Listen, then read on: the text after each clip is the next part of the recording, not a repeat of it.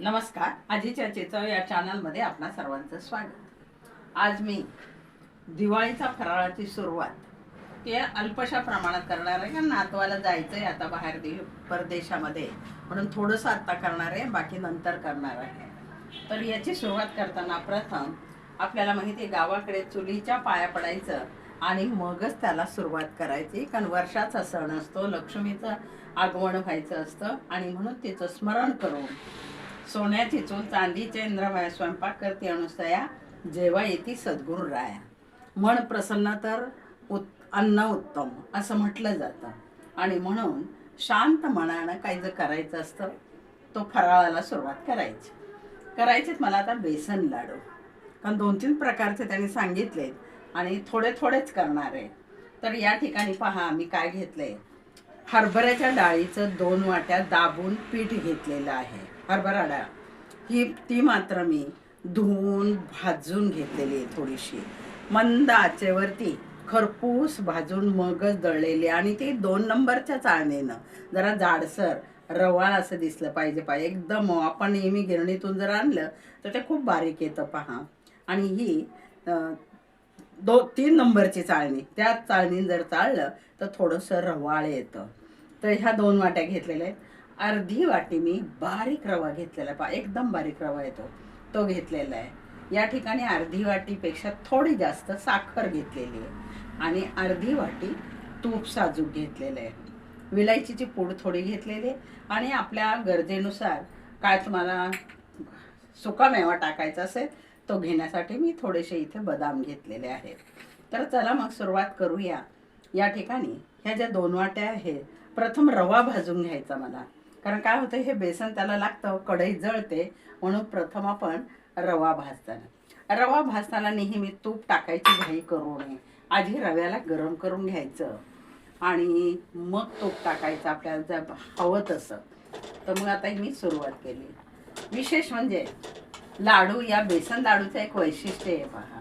आत्ता नाही पण थोड्या वेळानं मात्र घरभर त्याचा वास सुटत असतो. काय केलंय हे सांगायला लागत नाही, काहीतरी केलंय, कुणीतरी केलंय. आणि काय असेल तर लाडवाचा प्रकार बेसन लाडू.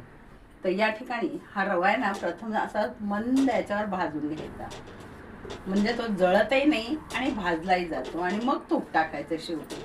जवळजवळ 5 ते 7 मिनिटं सतत हलवत राहायचं आणि असं सतत हलवून तो आपण मग काढून घ्यायचा. आणि मग बेसन आपल्याला तूप अगदी थोडं टाकायचं, याला मात्र टाकायचं पण आत्ताच नाही, अगदी थोडं झाल्यावर सलग असं मी 5 मिनिटं हलवत राहणार आहे आणि मग त्याच्यामध्ये तूप टाकून घेणार आहे थोडंसं. हे पहा, गॅस कढई खूप गरम झाली म्हणून मी आता स्लो केला जरा गॅस. आणि प्रथम पीठच टाकायचं आपल्याला याच्यामध्ये. काय होतं माहिती आहे का, तूप जर टाकलं लगेच जळायला सुरुवात होते आणि म्हणून थोडंसं गरम करून घ्यायचं. तरी पण माझी तर डाळ भाजलेलीच असते त्यामुळे त्याला जास्त भाजायलाही लागत नाही, पण आता अगदी थोडंसं आपल्याला गरम करून घ्यायचं. आणि मग गरम करून घेतली की थोडंसं मग तूप टाकायचं त्याच्यामुळे भाजण्यापुरतं, नंतर बाकीचं टाकायचं असतं. आता या ठिकाणी रवा बघा तुम्ही, रंग बदलला, पांढरा होता तर गुलाबी असा झालेला आहे.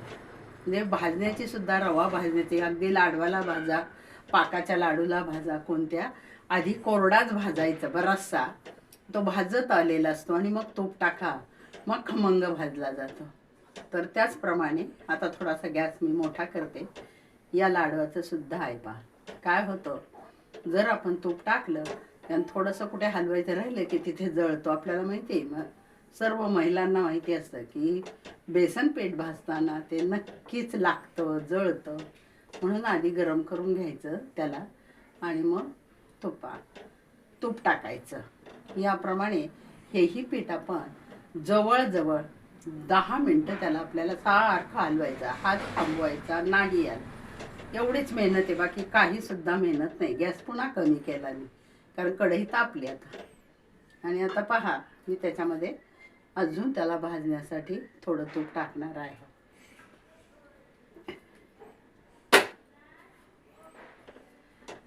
आणि आता मंद आचेवरच 10 मिनटं मी ते हलवत राहणार आहे. म्हणजे जळणार पण नाही आणि विशेष म्हणजे ते खमंग भाजलं जाईल. वास सुटला नाही तोपर्यंत आपण भाजत राहायचं. पाहत. आणि बेसन लाडू करताना नेहमी डाळ भाजूनच घ्यायची थोडीशी. भाजलं ना की छान होतात बघा. आणखीन खमंग. मग इथे जास्त भाजावं लागत नाही. तुपामध्ये आत्ता जो भाजणार ना बेसन पीठ, हे जास्त नाही भाजावं लागत आपल्याला. लगेच त्याला जी चव आहे ती यायला लागते. आणि म्हणून थोडीशी कढईवर अशी गरम ठेवायची कुरकुरीत होण्यासाठी पण. आणि विशेष म्हणजे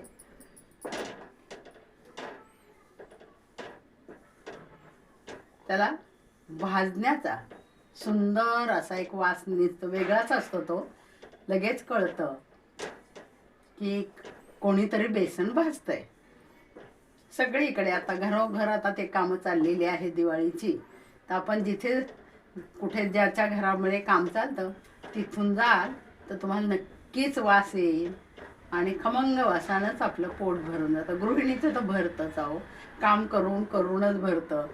खाण्याची मजा तितकीशी गृहिणींना मिळत नाही, कारण त्या स्वतः करतात आणि स्वतःला त्याचा वास येतो. तर मंद आचेवर मी आता हे चांगलं हलवून घेते. मग उरले तूप त्याच्यात टाकणारे. गाठी होत नाही, नंतर फुटून जातात त्या. तर अजून 5 मिनिटं मी ते करणार आहे. हां, हे पहा, आता मी पहिलं थोड्या तुपामध्ये ते भाजून घेतलं आणि थोड्या तुपात भाजल्यानंतर उरलेलं जे आहे ते याच्यामध्ये टाकणार. अगदी थोडंसं ठेवलं मी त्याच्यात. आणि आता गॅस मी बंद केलेला आहे, कारण कढई तापलेली असते आणि कढई तापलेली असली की पीठ लगेच तळतं. पहा, पीठ भाजूनच झालेलं आहे. आता फक्त हे तूप हलवायचं त्याच्यामध्ये आणि थंड करायला ठेवायचं. हे फार सोपं असतं लाडू न बिघडण्याचं. बेसनाचे लाडू हलवण्याची मेहनत सोडली तर बाकी काही नसतं, बिघडत नाही, काही नाही. त्याच्यामध्ये फक्त आता आपल्याला आपण घेतलेले प्रमाणाप्रमाणे जी साखर आहे ती त्याच्यामध्ये कालवायची आणि लाडू बांधायचे. आता फक्त हलवत राहायचं. याला गाठी फोडायच्या, तुपाच्याच आहेत त्या.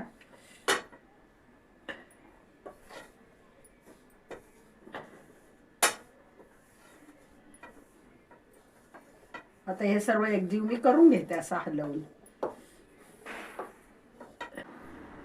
हे पहा, हे आता आपलं भाजून झाले. तूप टाकलं याच्यामध्ये, गरम आहे अजून खूप, त्यामुळे साखर आत्ता टाकायचं नाही. थंड करायला ठेवायचा अर्धा पाऊण तास आणि थंड झालं भाजलेला रवा याच्यामध्ये टाकायचा आपल्याला आता. आणि मग जीव करून हलवायचं चांगलं आणि थंड करायला ठेवायचं. बऱ्याच वेळेला पदार्थ बिघडणं, लाडू बिघडणं, पाकातले बिघडणं असं होतं. या बेसन लाडूंना मात्र बिघडणं हा प्रकार नाही. तूप फक्त बेताचं. जर तूप खूप झालंच तर पुन्हा थोडासा रवा भाजून किंवा बेसन भाजून त्याच्यात टाकायचं. पण जास्त जर तूप झालं तर काय होतं माहिती आहे का, लाडू गोल राहत नाही, ते पसरतात, बसतात. आणि म्हणून आपण काय करायचं, मग थोडासा झालंच तर, पण नाही होणार आपलं, बरोबर प्रमाण झालेलं आहे. आता हे तूप जे आहे थंड झालंय की त्यालाच मिळतं. आणि त्याला मग आपण सुट्ट करून घेणार आहोत. पण खूप गरम आहे अजून. तर आता ताटात काढून ठेवू थंड करायला. आणि त्याच्यात आपल्याला विलायची पूड टाकायची.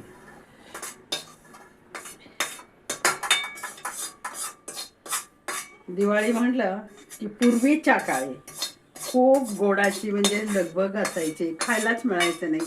आता काका हलवाई, चितळे बंधू सर्व दुकानं रेडी आहेत. त्यामुळे भरपूर 12ही महिने खायला मिळतं आपल्याला. आणि घरी पण करतात गृहिणी, बऱ्याचशा करतात म्हणण्यापेक्षा आणतात.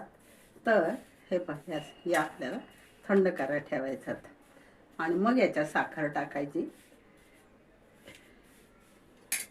या ठिकाणी विलायची पूड आहे ती टाकू आपण. तर आता फक्त लाडू बांधायचेच आपले राहिलेले. आणि मुद्दा मी थोडेसे केलेले. आमच्याकडे पुऱ्या लाटून दामट्याचे लाडू म्हणतात नगर भागात, तेच जास्त आवडतात. आणि सर्व आजी पणजीची आठवण त्या लाडवांना असते. म्हणून अगदी सगळे जणांवर देऊन एरवी तर करून खातोच, पण त्याही वेळेस तसं करायचं आपल्याला. पहा, आता याला थंड होऊ द्यायचं आपल्याला. फॅन लावायचा वर आणि थंड झाल्यावर मग साखर आपण त्याच्यामध्ये टाकणार आहोत पहा. अगदी तंतोतंत प्रमाणाने आपलं झालेलं आहे. आता याला थंड व्हायला अर्धा तास लागेल, फॅन लावला तरी. तर थंड करू आणि मग तुम्हाला दाखवते. हे बघा आपलं पीठ एकदम थंड झालेलं आहे आता. आणि थंड झाल्यानंतर त्याच्यामध्ये मी साखर टाकणार आहे. आता मी पूर्ण थंड झालेलं आहे. याच्यात रवा आहे. तूप जे असतं ना ते रव्यात मुरतं आणि मग सुकं होतं. साखर पण थोडीशी अशी मिक्सरवरून जाड काढायची. विकतची शक्यतो घेऊ नये याला, कारण ती खूप बारीक असते. आणि ही मिक्सरमधून काढलेली असते ना, अशी रवाळ असते आणि ती दाताखाली आली की छान लागते. तर पहा आपण त्याच्यामध्ये ही साखर आता कालवणार आहे. आणि हे चांगलं एकजीव करून घ्यायचं, हाताने असं कालवून घ्यायचं. तर मी प्रथम सगळं मिक्स करून घेते.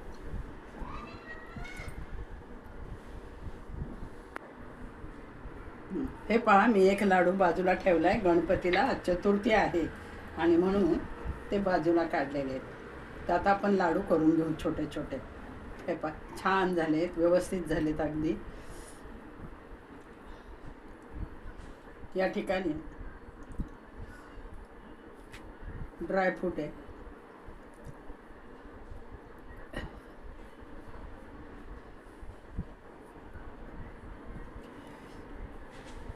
साखर आता त्याच्यात मुरेल.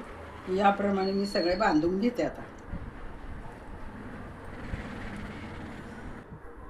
हे पहा आपले लाडू तयार झालेत, बांधून घेतलेले मी आहेत. एकूण 15 लाडू तयार झालेले आहेत. एक नैवेद्याला काढून ठेवलाय गणपतीला. तर असं 2 वाट्याचे जरी केले तरी छान होतात आणि चवीला छान लागतात. नातवाचे मित्र उद्याला यायचे आहेत म्हणून खरं त्यासाठी मी घाईघाई हे बनवलेले आहेत. तर धन्यवाद. याप्रमाणे आपणही बनवा आणि माझ्या चॅनलला लाईक करून, शेअर करून, कमेंटद्वारे मला जरूर कळवा. धन्यवाद.